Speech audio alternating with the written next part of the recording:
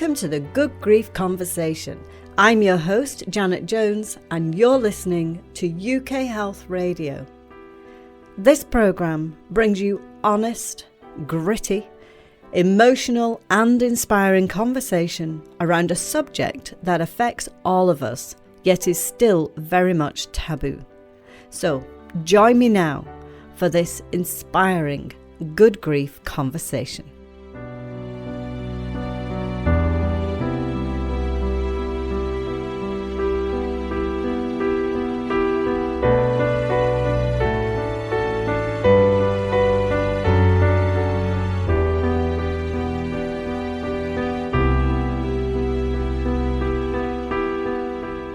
Hi and welcome back to the Good Grief Conversation.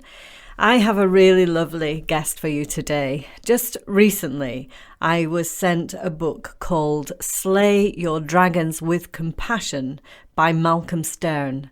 And Malcolm's book has been inspired by his journey as a psychotherapist after the death of his daughter. And this experience ripped him open and made him look within for his inner strengths. Now, previously, Malcolm opened up the alternatives in London and was responsible for bringing people to the UK, such as Eckhart Tolle and Deepak Chopra and people like that. So he was already in the personal development world and working as a psychotherapist. But losing his daughter sent him completely off track, and his book is about his life lessons from that experience, and it's really touching. Many stories of many other people's inspiring stories too, and their learnings from adversity. So it's a great book, and in this conversation, Malcolm and I dig deep on the things that he speaks about. So sit back, enjoy, and be prepared to have your thoughts challenged and be inspired. Enjoy. Malcolm, welcome to the Good Grief Conversation. Thank you, Janet. That's great. It's really lovely of you to join me. Thank you. And also thank you for, I believe it was your publishers who sent over the PDF of your book, which is Slay Your Dragons with Compassion, 10 Ways to Thrive, Even When It Feels Impossible. That's quite a title for a book, and I'm sure touches many people.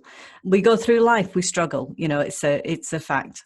So if you can just give us a little bit of background about yourself and the passion that is behind this book that you've just written. Yeah, I've been practicing as a psychotherapist for the last 35 years, mainly running groups.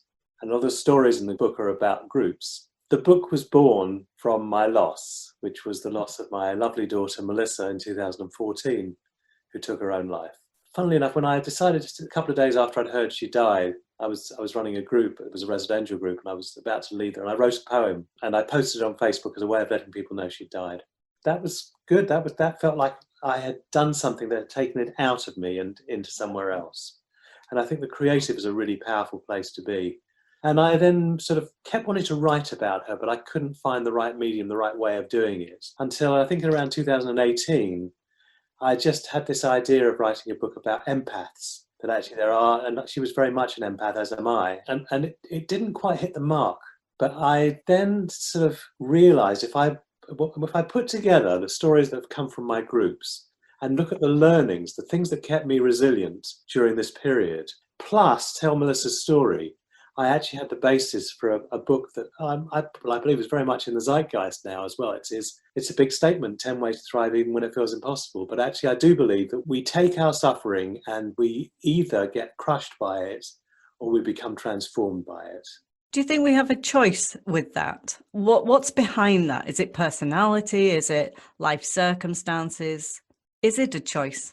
I think everything's a choice at one level or another. Everything's a choice. How we respond to circumstances is a choice. You can't immediately go, right, well, I'm choosing to do this. It's really a question of letting the grief, letting whatever it is that's happened to you take root inside you and to bring forth whatever flowers from that. And that's what I found around this book, that I didn't particularly think, well, I think I'll write a book about her. I just found bit by bit that I stepped towards this place. And in the writing of the book, there was an exorcism that took place.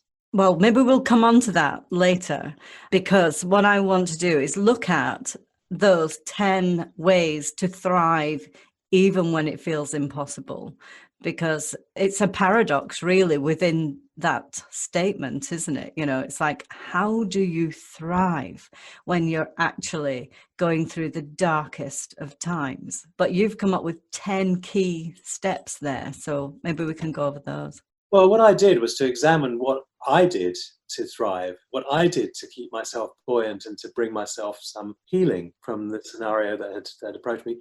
And then also looking at the many group stories I had over the 35 years of people who have presented incredible suffering and yet found a way of transforming that suffering and bringing through something of real substance. Yeah, there are some amazing stories in your book. The story themselves is really inspiring and gives you faith, you know, knowing that people had that experience and have gone on to do amazing, you know, amazing things. And you'll find that most of the people who have real substance haven't just arrived in the world with real substance, they've been through suffering to bring them substance, as you'll have found in your own story, that actually it's the suffering that actually molds us, it creates the diamond. In fact, could I read you a quote from my book? Please do. You've got some great ones in there, by the way. It's been my practice to collect quotes forever. The idea of setting each chapter with a quote that would bring it to life. But this is the chapter which is Let Your Relationships Educate You, and it's from Michael Meade. He says, to become equal to the dream sown within us, our heart must break open, and usually must break more than once. That's why they say the only heart worth having is a broken heart. For only in breaking can it open fully and reveal what is hidden within. That's powerful. That's really powerful, because we do our best to go through life not having a broken heart, you know. I've avoided pain all my life, and actually now, when the real hammer blow comes, you either embrace it or you just crumple in the process. And actually, I find now that I'll go with the process, where whatever the process is that wants to take me, it'll take me where it wants to take me. And I guess it's like the phoenix in the ashes, isn't it? You know, if you're meant to rise out of those ashes, then, and you will, and it'll be bigger and more energetic and have more substance to that. The book is very much a how-to guide to rise out of ashes, to educate ourselves, to have the resources that will be able to make us or allow us to handle the difficulties that come in our lives. And so with that thought there, let's go through what these 10 principles are. Like I said, just briefly, because there are two that I want us to dive more deeply and be, you know, really open and vulnerable in those chapters. So start with number 1 for me. Okay, so I'll give you a paragraph on each. Okay. The first practice is follow your radar. And basically it's each of us have got 6 senses. The first 5 we occupy during all of our time, but the 6th sense, which is the sense of intuition and the sense of knowing that there's something inside us that can lead us in a healthy way of operating, is about refining and practicing your radar. Now, for me, being in groups over these many years, I'm often working with my radar. I'm not working with my logic. It wouldn't make me a very good therapist to work with my logic. Well, you must have this, so 20 other people have had this, therefore you have that. It's like, how can I get in touch with the individual to find out what it is that drives them? So that's chapter 1. Well, it's actually chapter 2. Chapter 1 is doing the work. The second practice is bear witness. And this is very simple. Most of these practices are simple. Bearing witness is really about being with another. So right now, you're bearing witness to me. And in the process of you bearing witness to me, what comes through is my more profound self, because there is someone holding a container into which I can land. Each of the chapters, by the way, have an exercise to help you practice the particular skills. The next is slay your dragons with compassion. And there are 2 golden rules to this. Now, this is about slaying external dragons, so that having the conversations you need to have with others who are difficult for you in your life, but also handling the stuff inside you that you need to do, that to face yourself with truth. And what I've said is that there are 2 golden rules for this practice. 1 is you speak your truth. You always speak your truth. And 2 is you never hurt another more than is necessary. And we are so used to trying to never hurt another that we end up telling white lies which become darker lies. And actually, in the process of that, we lose our sense of connection with the self. And for me, there's a power in speaking from authenticity and integrity. Yeah, and it can be done gently, can't it? You don't have to go diving in with a bulldozer. If you're wise, it will be done gently. If you're wise, it'll be done, first of all, by not labeling another person. Don't use pejoratives. Secondly, by taking responsibility for what you feel. So it might be another person's behavior upsets you, or you think they have upset you. In reality, you are affected by someone else, and you could say that really hurts, rather than you're an idiot, or whatever it is that you might want to say to another individual. Yeah, makes sense. The next practice is let your relationships educate you. Basically, I think that when we look at the East, we look at these spiritual practices that are very profound. They are suitable for the Eastern mind and for those who have a very Eastern mindset. For the West, I think we have relationships as a tool for education. Relationships were never seen as a growth tool. In fact, until the mid-1800s, your wife was seen as your chattel. You owned your wife. But now what I've seen is, I think since the 1970s particularly, what I've seen is that relationships have the capacity to help us grow into what it is we can become. And we can use that practice of authenticity. We can use the practice of being able to work with our emotions, being able to express anger, being able to show grief. And all of those things can be contained and practiced within the context of a relationship. Well, I was just going to ask, because obviously the relationships are not only with other people. We have our very first relationship is with ourselves.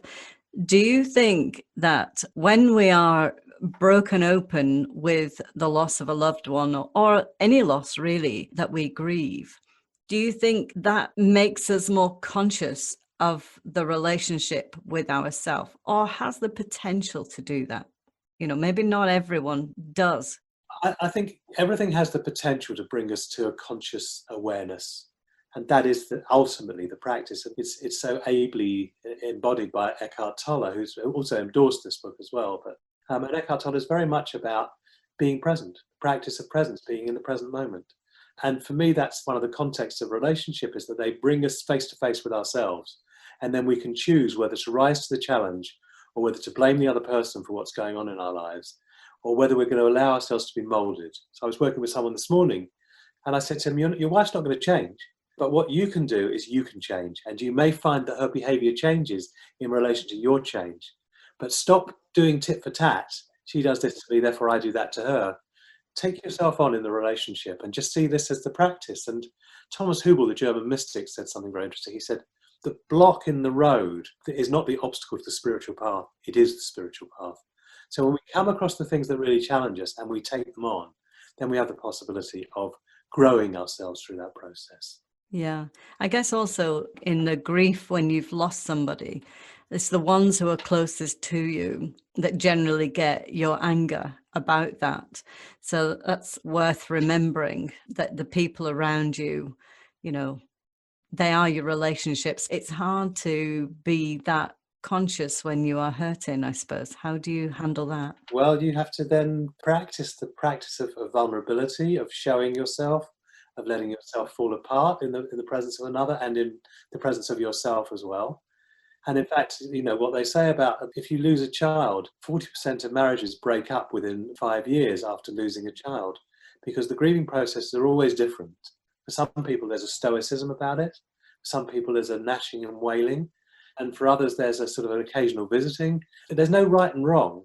There's the process and what the process does to us to take us where it will. So what would you say then to a couple who are, struggling and that they have the potential of a separation, because that's going to add more pain onto an already painful situation? What can someone do, in that scenario? You can be honest with each other.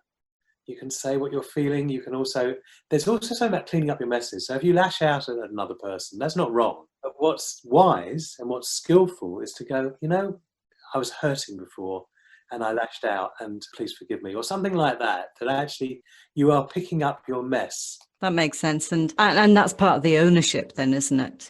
Owning your part of that relationship. And that takes time.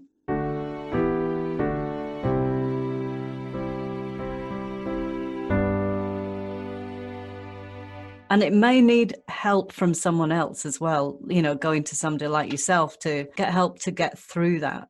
I think that's right. And interestingly, when Melissa died, I went to a therapist, and a close friend of mine said, I have a very good therapist. Why don't you go and see a therapist yourself? And I went for 2 or 3 sessions, but actually it was useless because I wasn't ready to go beyond the intellectual construct I had around it. I wasn't ready to be penetrated in my feelings. And that was a whole journey of getting ready for that. And one of the things was going to the Samaritans. I went to a 6-week support group for people who've been bereaved by suicide. It was powerful. I run a group currently, which is coming to a close actually in a couple of weeks' time, for people who've been bereaved by suicide. But there was something about being in a room with others who are in the same scenario, so that you then get to see it's not strange what you're going through, and everyone's doing it. And then what are the resources you have, and how can you do that? So maybe the problem isn't the relationship, it's the suffering. And so you need to go to those groups where you can get the support. And actually welcome the suffering. When I give talks now about lots of things, but Melissa is always in my talks. And sometimes when I'm speaking, the pain will come through and there'll be tears in my eyes. I did an interview for Sky TV the other day, for Sky News. And I started to talk, and they flashed up some images, which I'd sent them, forgotten I'd sent them, of Melissa and of the memorial that I'd had in Skiros for her, and of a picture of Melissa and my mother and I in Greece. And I felt myself choke up. And my practice is not to squash it down, but to let it lead me where it would lead me. I really didn't want to burst into tears on national television, but actually what I did was I allowed some of the feelings to be visible. And a lot of people said, I really saw you, that happened to you. And they welcomed it and applauded me for it. Yeah, that is important because, if you're going to present yourself, then you need to come across as real. Otherwise, you're setting the bar maybe too high for other people. So people need truth, Exactly. Yeah. In fact, one of the best pieces of advice I ever got was when Melissa died, as I said, I was running a group. One of the people in my group was a guy called David Confino, who's also a psychotherapist. And I said, David, I've just heard that my daughter's taken her own life. You take over the group this afternoon. So he took it over and he did a grief circle. And he said, everyone was in the room, and they said, okay, those who've lost a parent step forwards, and about 2/3 of the group step forwards. Those who've lost a sibling step forward, and maybe 2 or 3 people step forward. Those who've lost a close friend step forwards. Those who've lost a child step forward. And I was the only person to step forward. And that was the first moment where it really penetrated me. I was in shock till then. But David said something very interesting to me. He said, you're going to think you're normal for quite a while, and you won't be. And just know that that's the truth. And that was so powerful for me to actually recognize there was a period of adjustment where I needed to actually come to terms with something that was far bigger than my system could take in all in one go. I fully understand that feeling. I'm talking to you around your experience as well, but I'm very aware of that. So yeah, no, I fully understand that. So that's the relationships educating you. And we briefly touched on allow your suffering to transform you. So let's now go on to the next principle, Malcolm. So which is? It is the ricochet effect, which is an interesting structure. I sort of devised the term when I saw how often in groups someone would share something quite deep about themselves, and someone else would be deeply affected, whereas before they'd been in a perfectly regular state of being, and somehow they'd been got by the other person's story. So the ricochet had got to them and got past their defenses and got to the place where actually something was up for grabs for looking at there. And there's some lovely examples I have in this chapter of how that impacts as well. Yeah, I noticed at the beginning of the chapter you say the ricochet blasts open a locked door inside us, revealing some younger part of ourselves that's been starved of food and air. I think there's parts of all of us that have been starved of attention, I suppose. And certainly in grief, when you are blasted apart, it tends to bring up all kinds of things. So how do you think the ricochet effect affects that and maybe helps that? Well, it's almost the way I see it is that there's often a part inside us, it's like it's inside a locked door in the cellar of our being. And there's almost nothing you can do to access it because you don't really sense it most of the time. When you have a period of enormous grief, everything gets blasted open. So everything comes to the surface. But also when you're in touch with someone else's deep grief or deep emotion, that can do it as well. So all sorts of things can trigger it and allow it to come into play. I guess when it says that it reveals parts of ourselves that's been starved of food and air, I think you go on to say from our younger selves, which I suppose makes sense because we're always part of our younger self. We've often tucked away the younger part of ourselves, the little defenseless part of ourselves that didn't know how to handle situations. And the safest place for it to be was locked behind a door. For example, if you were brought up with abusive parents, you would often, in fact, leave your body in some ways before allowing that to penetrate you. So it doesn't go, nothing goes. It's buried. And so the ricochet effect can actually it can be like an explosion in the mind that sort of brings it all to the surface. Right. And at that point, do you think it's saying, heal me, pay attention to me? Yes, often when it's our younger sort of wounded self, it is saying, give me some attention. And if we don't give it attention, it tends to act out in different ways. So if we don't pay attention to the wounded part of ourselves, that wounded part of ourselves will come up and will be shocked by something that's happened. For example, you might be a managing director in a boardroom, suddenly you find yourself babbling. It's like that's your child saying, give me some space. And so within the grief space, when we are blasted apart and those wounded parts of ourselves from the past, they come up, how do we deal with them and how do we recognize them also? They show themselves to us, and in certain ways they'll do that. So often if we meditate, for example, we'll find access to some of these things that are not of necessity being locked away anymore. And in fact, this part is often the most beautiful part of us. It's the most tender part of us that's been locked away. So it will often come out, often in relationships, the parts of us that haven't been lived will come out because relationships tend to trigger. Relationships are a ricochet. They are going to actually land something on you. Yes, and I guess not just romantic relationships. We're talking all relationships, family, friends. They mirror us, don't they? Mm. They do, but I think it's particularly the intimate relationship that actually that forces us into showing ourselves, into showing up in a way that we often don't in the everyday world. And so, but when that part of us is revealed at that point, how do we best do it? Is it a case of, looking to nurture ourselves? Is it digging deeper, asking why? What would be the first thing someone could do if they recognise that an old part of themselves has been triggered? Well, I think by the very recognition of it, we stop it being a saboteur inside us. So in recognising it, we start to come to terms with it. And what I'm often doing in groups is having people befriend their younger selves. It's rather than despise it for being weak or for being feeble, what we need to do is to take in, now that we're adults, we need to take care of our child self in a way that it wasn't taken care of when we were little. Reparenting ourselves effectively. Yes, becoming our parent, isn't it? So it is about nurture. Yeah, a wise parent, not the angry Yeah, a wise parent.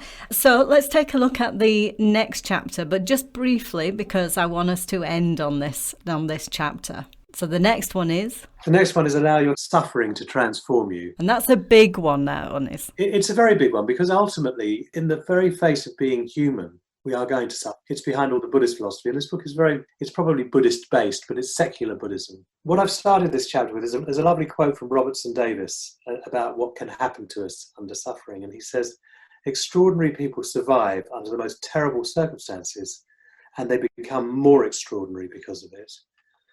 And the person I often think of there are a number of people who I see as absolute epitomes of this truth.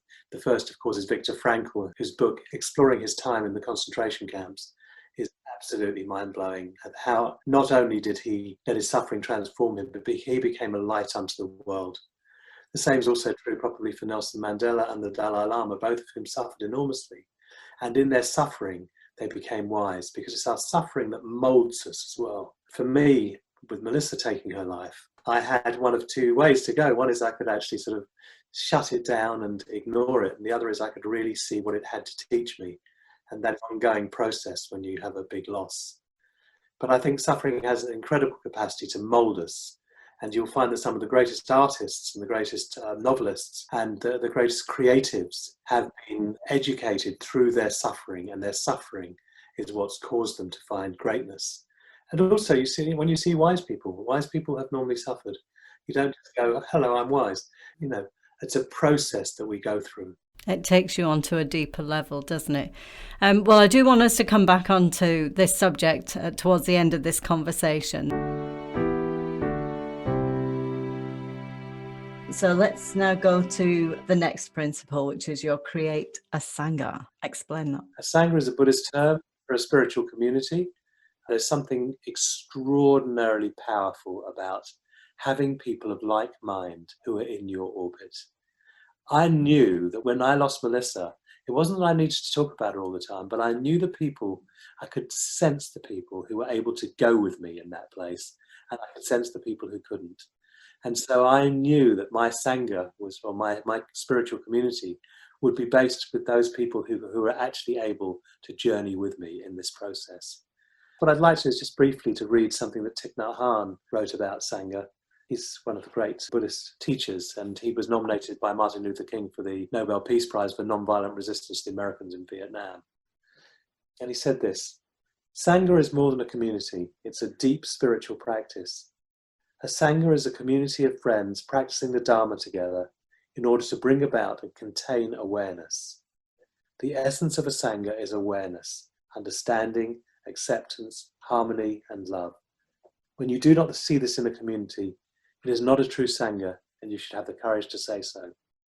But when you find these elements are present in the community, you know that you have the happiness and fortune of being in a real sangha." But my ex-wife and my children from Amanda, from my marriage, were a wonderful sangha for me as well. And we were grieving together, and there was some very, very deep dialogues and expressions of feelings that took place between us.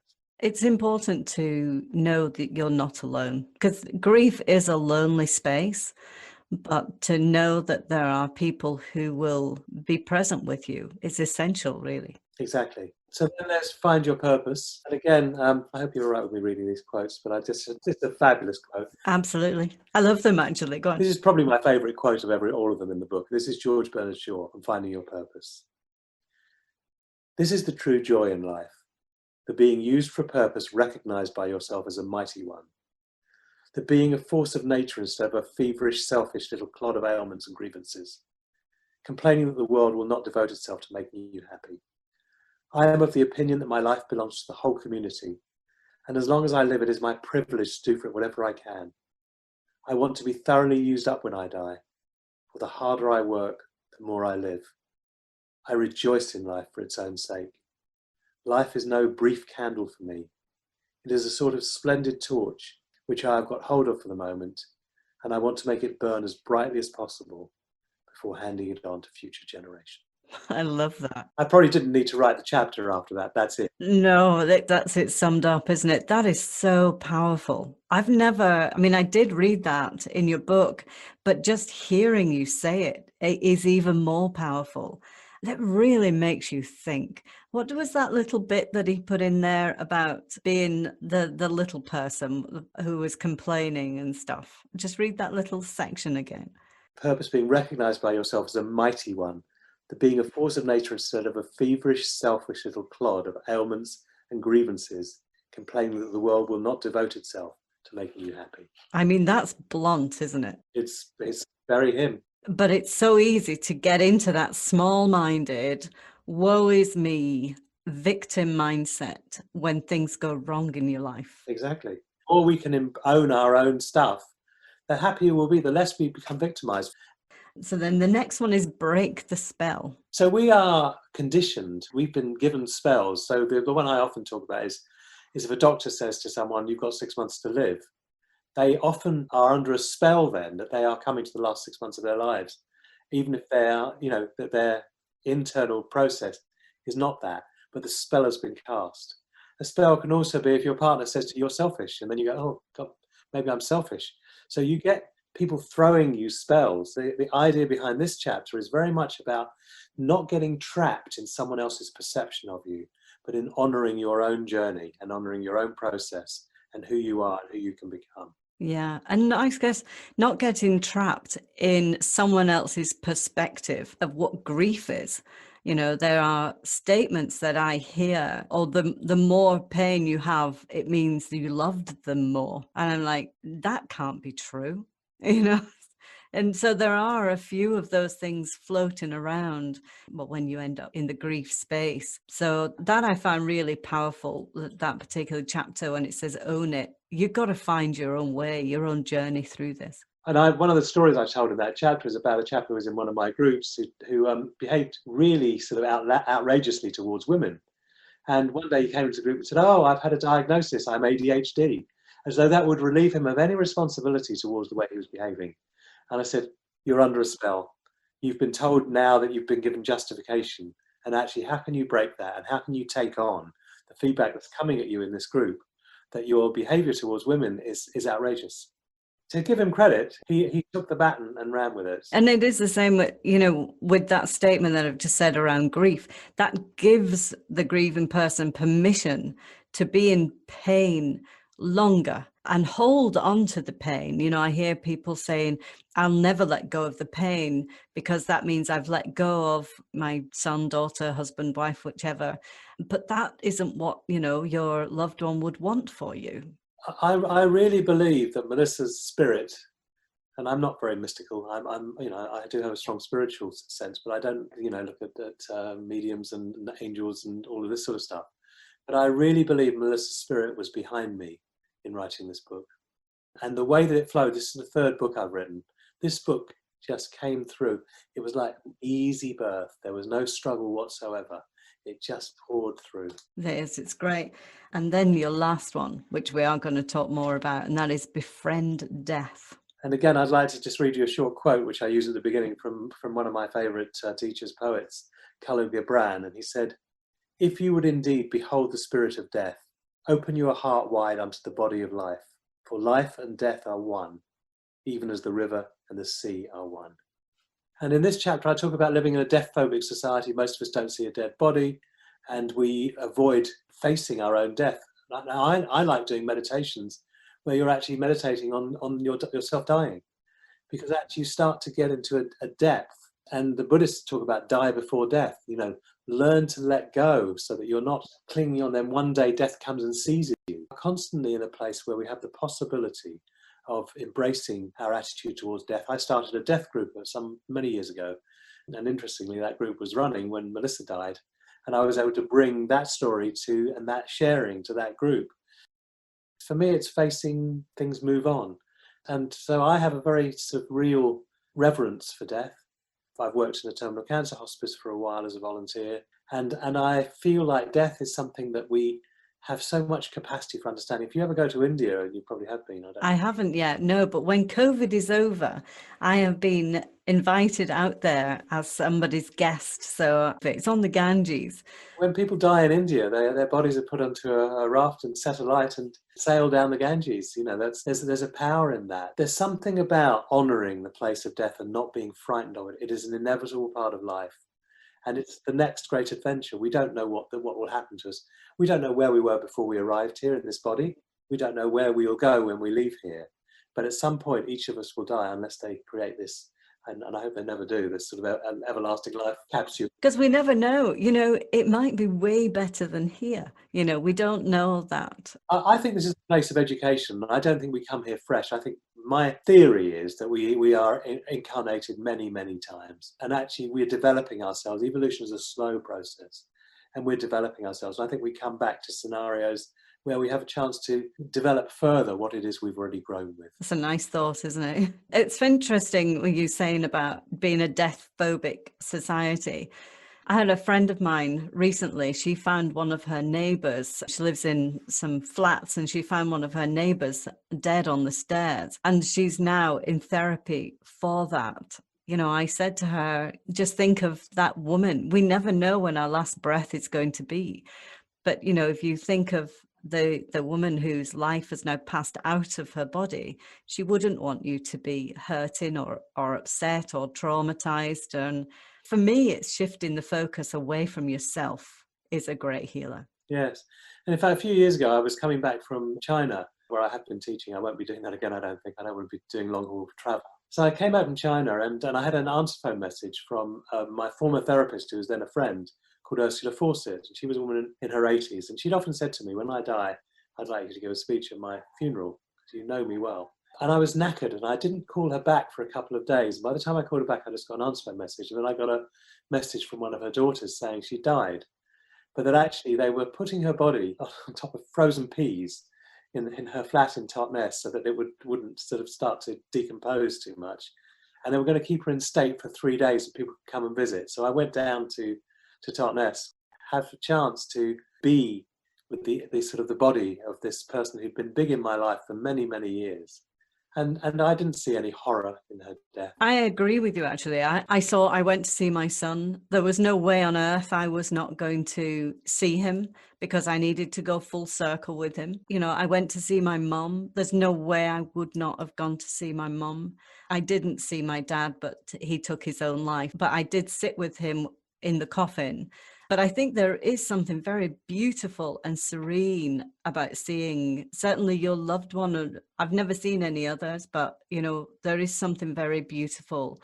There is beauty in it for me. I know for some it traumatizes them, but not for me. I think it depends on the environment as well, because when I think of sort of the most horrendous faces of death, I think about the concentration camps and actually the sort of like the agonies of death that were visible there. But actually a life well lived and a death that touches, you know, that actually takes you to your next stage of your journey can be a most profound and beautiful moment. It's a funny one to get your head around for anyone who hasn't had that experience. It's probably impossible to actually get your head around. It's a very much a personal decision, really. Absolutely. So let's now go back to that chapter about allow suffering to transform you. This is Robertson Davies.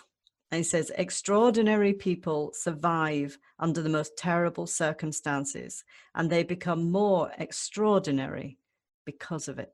That's, again, really powerful, but almost scary too. It's true. I mean, I think none of us want to suffer, but actually we will suffer in this life. And the Buddhists, you know, I'm very strongly drawn to the Buddhist philosophies. Buddhists talk about that the end of suffering is the end of desire, that we stop wanting things to be other than what they are, and we're able to be with whatever is. And I've seen that in some of the profound teachers that I have known. That sense, like Ram Dass for me was one of my great teachers. I don't know if you know Ram Dass, but he was at Harvard psychology professor and took LSD with Timothy Leary, and they did more than 1,000 tabs of acid. Timothy Leary became a sort of like a stoner, and Ram Dass went to India, found his guru, and came back as a great teacher. In his later years, he had a stroke, and when he had the stroke, he realized, or his philosophy was that his guru had given him this blessing, and that actually he had to learn to accept even that he was paralyzed. He had to learn to accept the administrations and help of others. But he never lost his joy, and he never lost his capacity to be able to go with the moment and to be with what is. And even when he spoke, his voice was very halting, but there was still incredible wisdom in that voice as well. And he was, for me, was an epitome of someone whose suffering had really led him very deep. He died recently in his 80s. Apparently died very peacefully. We're out of time, Malcolm. This has been superb. Lovely. Really, really. I've been really looking forward to our conversation because you touch on things in a really clear way. You know, you don't mix your words, you dive right in. Yeah, exactly. There's a lot of people out there who are with you on this journey, even if you don't physically meet them. So your book is Slay Your Dragons with Compassion, 10 Ways to Thrive, even when it feels impossible. There it is. Launched in October, is that right? No, it's launched on Tuesday, this coming Tuesday. It's the 29th of September. Great. And it's available on Amazon and all those places where you can buy books these days. Fantastic. Lovely. Thank you so much, Malcolm. I hope that we'll speak again. I hope we do. Cheers. God bless you. Thanks, Malcolm. See you. Bye. Well, I said that was going to be an interesting conversation, and I hope that's what you came away with. We dug deep. We spoke about things that other people are not really speaking about. Embracing your suffering, befriending death. These are conversations nobody really wants, but yet they are conversations that allow you to live even more. So I think they're really important, and I hope that you got a lot from that conversation. If you would like to connect with Malcolm or learn more about him, then go over to malcolmstern.com. deathphobic.com, and you can find out more, and I'm sure you can grab a hold of his book as well. So I'm Janet Jones, and you have been listening to The Good Grief Conversation. If you would like to listen to other conversations and learn even more from my guests, then go to www.thegoodgriefconversation.com and sign up to our podcast extras. Now, I always ask my guests for a gift to help you with your journey, and there are now many life-changing resources available to you. And Malcolm has offered his top 10 list of books that he's read, so you can discover the kind of things that he's learned along the way and what has inspired him. So you will find those in the podcast extras. So just go to our website and sign up for the podcast extras. And if you would like to support this program, you can come and join us on Facebook and Instagram. Just search The Good Grief Conversation and come and like and share and tell your friends and anybody you know who this is going to be a helpful resource from. Then do share this information, and let's make the grieving journey a more inspiring process. I would now like to thank UK Health Radio for hosting the Good Grief Conversation and helping me to make this possible. Now, you can find us online at ukhealthradio.com, on the UK Health app, and also you can ask Alexa to play UK Health Radio. I will be back next week with more inspiring conversation and stories from around the world, and I hope that you will join me then. In the meantime, have a great week, and I will speak to you soon. Bye for now.